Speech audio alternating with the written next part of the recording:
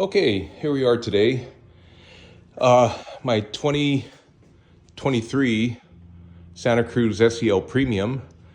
As you know, the front grille is wide open to rocks and things, and so is the bottom.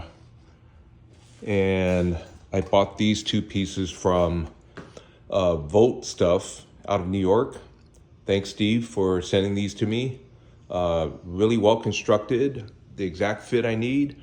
And these are around the edges, they're not rough. They're actually finished with like a rubber molding all the way around it. So really appreciate that. Now, the front bumper is attached with what Hyundai service manual calls a fender garnish. Okay, there's 5 of these in the front. Fender garnish is basically kind of looks like a plastic plug, and there's 5 holes. 1, 2, 3, 4, and 5. I'm sorry, 6. And then the bolts are 10 millimeter. There are 2 bolts that I can see, actually 4, beginning on the right fender. 1, 2, way over to the left, 3, and then 4. Okay, those are 10 millimeter bolts. Those have to come out as well. Now, the trick to prying these off is I use 2 screwdrivers, one thinner one, the smaller one, to get underneath the round button. Okay, and once you pry that up, you can get the thicker one in there, and it doesn't take much to pop it loose. Once it pops up, then the whole thing pulls out. Whoops. So the plastic piece here. Let me go over here to the light. Looks like this. And what happens is when you put them back in, you want to pull the button up, and it collapses those 2 prongs. And then when you push the thing in and it seats in, then you push the top of the plastic plug here down, and it spreads these 2. That's what's holding your plastic bumper onto the frame of the car. Okay. Okay. Now that we have the 5 plastic retainer clips removed, we're going to remove the 4 10 millimeter bolts. And there's 1 of 2 ways you can do it. This is a 10 millimeter socket, 3/8 inch ratchet with a 1/4 inch to 3/8 inch adapter. You guys that are working with ratchet sets know what these are. Or you can do it the fast ways, which was what auto mechanics do. They have a cordless drill with an adapter that changes this 5 hex thing on a drill bit holder or chuck to 1/4 inch socket like that. And as you can see, it's going to go a lot faster. Oops, wrong way. Want to make sure we remove. And here's one that we're going to do. Okay, you don't want to lose the bolt, so make sure you hold on to it as it comes out. And the second bolt is right here. Going to only partially remove it since I'm holding the phone with my left hand. This one I have not unscrewed yet, so this is kind of tight. It's snug. These are not real torqued down really heavily. Oh, there we go. And then the 4th one is way over to the right fender. Okay, you can see it's coming out really easily. Now be careful, don't remove this bolt. Okay, it's going to be this one right here. This is what holds the fender assembly together. Okay, we have the 4 top bumper bolts removed. Again, they're 10 millimeter. And as you notice, there's washers on each one of them. Don't worry about losing the washers because they really can't come off. They're kind of part of the bolt, so you're good there. Okay, now I'm going to start in on the left fender part of the bumper. This is the left side of the car, left front, and I turn the wheel. Make sure you start the engine because you need that power steering. Turn the wheel to the right. That gives you a little more room to work underneath the fender well.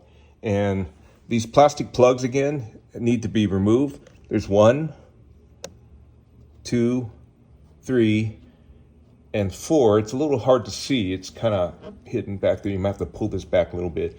And 1 10-millimeter bolt through that hole. Okay? Okay, we have the 4 plastic fender garnish, or whatever Hyundai likes to call them, plugs removed. 1, 2, 3, and 4. I had to pull back on this molding just a little bit to get that plug out. 1 small screwdriver, just pop the tip out, and then the whole plug just pretty much drops out of the hole. There's a 10-millimeter bolt that needs to come out, and I'm going to try and use the drill because I have the wheel turned way over to the right. Gives me lots of room to work with. And this bolt is actually, looks like it's angled, but it really isn't. It's straight up and down. It's get the socket around the 10-millimeter bolt and, whoops, wrong way. There we go. Okay, you can see the bolt is just about ready to drop out of the hole. So, gonna repeat the whole process on the right side of the fender. This time I'm gonna start the car to crank the steering all the way over to the left. That gives me plenty of room and access to the fender well. Oop, there goes the bolt. Drop to the ground. We're good there. Okay, the drill wouldn't clear the ground, and I didn't feel like jacking the car up. Not that I could anyway. You kind of need a hydraulic jack, a couple of jack stands to do it safely. So I'm just going to switch over to the ratchet.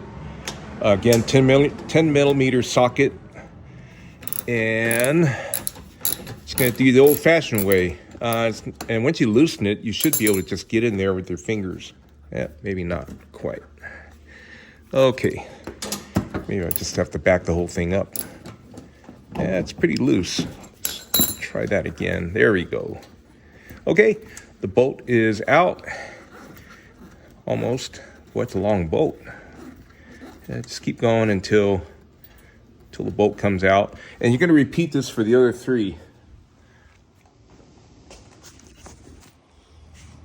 Okay, so this trim piece has to be popped off from the bumper. And I just used my fingers and I started popping them. Just start from the bottom, pop it all the way to where the trim piece meets the seam between the fender and the bumper. Okay, stop right there, because if you remember, I stopped where the plastic plug was over here, and if you keep pulling it, you will break this trim piece off, and that's not going to be fun. So it's all popped off. Sorry I couldn't take a video of me popping it, but it's not that difficult. Just make sure you start at the bottom, and you want to do the same to the other side. Okay, I just finished doing the left side. Again, grab the wheel well trim from the bottom and start popping it up all the way and stop where your front bumper meets the left fender. Stop right there. That's all you need. It's just this piece loose. And this one took me about 6 seconds. I guess I got a little bolder and just started yanking them harder. You're not gonna break it. Just go slow. Okay, this might be the hardest part of the whole job. This left side of the bumper is held with these 4 slots. Basically, see on the other side right here, oh, maybe it's only, no, there's 4. 1, 2, 3, 4, maybe 3. Anyway, they pull straight out. I just shook it and I was afraid to break it, so I just kind of carefully did it. And now I got the whole left side loose. And I'm having trouble with the left side, so let me get back to you in a minute. Okay. Whew. That left side was tougher. It was hung up right there at that last slot.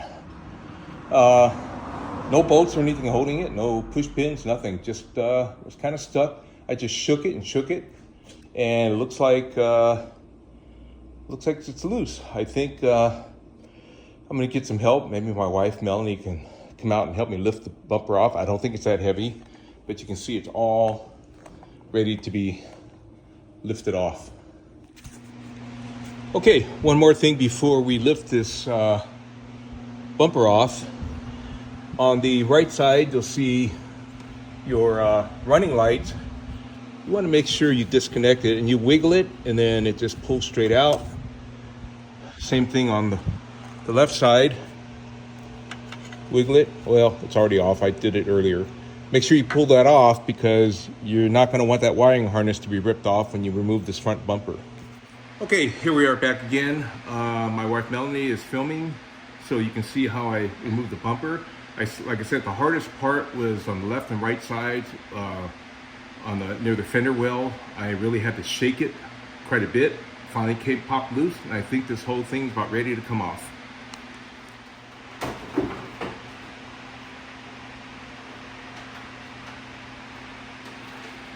Whoops, can you come over here?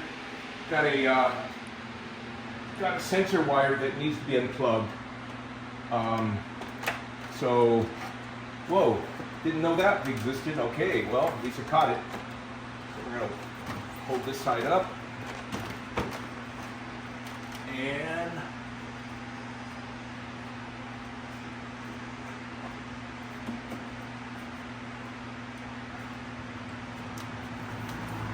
I'm just gonna set it down.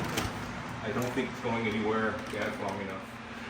Okay, here's the bumper removed. Ooh. A little more work than I thought, and this wiring harness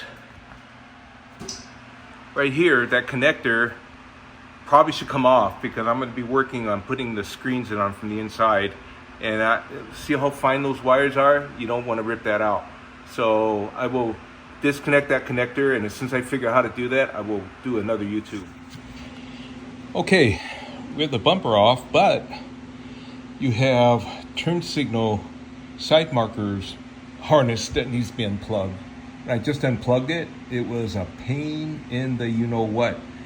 What happens is you got to slide underneath the car, and there's a small slot in there, and you take a small screwdriver and you push the tab. I forget which way I pushed it. I believe it was down. It releases and the whole thing just came right out. So don't let that deter you. You definitely want to disconnect it so that you don't tear off these really tiny wires. Because if you do that, now you're looking at replacing the entire wiring harness. Or this is even worse. If you tear those two tiny wires off, you're in big trouble. Now you're going to have to replace the harness to wherever it goes up to the engine compartment. So that's it, folks. Just make sure you crawl underneath, take a small screwdriver, stick it in there, and release the clip. Okay, yeah, I'm a bit OCD. I got the while you're in there syndrome. Got the whole bumper cover removed. This is 2023 SEL Premium, which means it has adaptive cruise control, and there is the front radar sensor for adaptive cruise control and front collision avoidance. What I'm going to do is spray it with a little Windex and wipe it down while I'm in there. Okay, highly recommend you take the license plate off and the factory mounted license plate holder. 2 Phillips screws for your license plate, and then 2 more Phillips screws for the holder. The reason for that is I placed this in front just to show you that you can't get the zip ties through here and here with the license plate in the way and the holder in the way. So remove it, and then now I'm going to flip it back over and tie it from the inside. Okay, Got the lower screen on. Whew. It was more work than I thought. Here are the ties before I cut them. Of course, I will cut them because you don't want them dangling on the inside. When I'm done, I will post a picture or video of the outside. Onward to the upper screen. I have the bumper upside down, so that's why I'm filming it this way. It was easier for me to put on. Okay, just got the top one on. Bumper's upside down, but whew, looks like it works. Hi everyone, my name is Dana Hom. I just put some screens on the front part of the bumper in the 2023 Hyundai Santa Cruz SEL Premium. Gonna switch views here.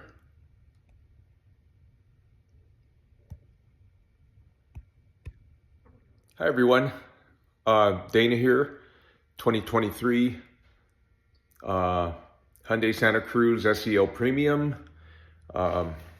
Just finished this job installing, not enough room here in the garage, but installing the two screens, one for the bottom half of the grill and the other the upper, to prevent rocks and other debris damaging the radiator and air conditioning condenser. Okay, so I wanted to go over some of the things I used for this job. First of all, I got some gloves, disposable gloves from Harbor Freight. You don't have to, they're optional. I just wanted to keep my fingernails clean. I got some extra zip ties, and I definitely used them. I ran out of zip ties that the vendor provided. So Steve, if you're listening to me, you might want to double the amount of ties that you're throwing in. They're really cheap. I happen to have these from Harbor Freight on hand, so I didn't have to make a run, but highly recommend it. Now, maybe I'm a little OCD because I used probably twice as many, but I didn't want the grill to rattle, the screen to rattle down the road. One thing I noticed is the vendor included, or as part of the screens, on both screens, the upper and lower screens, a rubber molding all the way around it. And that's actually not necessarily for looks, because these screens that I installed are going on the inside. However, I'm guessing they're going to protect some of the rattling or potential rattling once you have installed the screens. You want that rubber molding on there, so that's a good thing. You'll need a really small screwdriver to pop the connector, the harness wiring connector at the very bottom, and these are connected to your side marker signals. Okay, there's a connector down there, and it took me a while to figure out how to undo it. And it's in my video. You got to get way underneath the connector, and there's a little slot. You put this tiny screwdriver in there, and you push on it one way or another, and it releases the connector, because you do not want those wires connected onto your bumper while you're working on installing these screens. This screwdriver is a little more medium, flat blade. They're both flat blade. And this is to use to pop the, what Hyundai calls fender garnish. I don't know why they use that term. But those little plastic plugs that hold the pieces together. There's quite a few of them on this job. You'll need to pop those. And you want to make sure you get on the top button. Okay, it's kind of hard to see. You get a flashlight in on top of one of those black buttons, and you don't want to pop it, the main one. You want to pop the one in the center. You pop that up, and then the whole thing just comes out really easily. You're going to need this tool. It's a 10 millimeter socket and a ratchet. Okay, you're going to need that. And That's all you need, the 110 millimeter socket. Optionally, cordless drill gun with an adapter that allows you to take the socket and there, attach it so that you can screw and unscrew the 10 millimeter bolts faster. It's totally optional, but that's what auto mechanics use. By the way, just my background, I'm pretty mechanically inclined. I taught diesel mechanics, tearing down diesel engines, and also automobile technology at the local high school. So that's my background. I'm not a professional auto mechanic. I think pretty much most guys or gals that have worked, with tools before, socket wrenches, screwdrivers, can probably pull this off. If you're really uncomfortable, take it to a body shop and have them do it. This is more body shop related than it is automotive technology or what they call a grease monkey. I would just get some quotes from different body shops. I don't think you can get this done in 15 minutes. Now, it was 91 degrees yesterday inside this garage, and I took a lot of breaks, also taking videos. So a little over 5 hours, but that's not your typical job. If it was cooler, I probably would have done it a lot quicker. Also, if I wasn't taking videos and pictures, it would have gone by much quicker. Okay, that's it. I will post these videos on YouTube and try and respond to comments or questions as they come in. Thank you.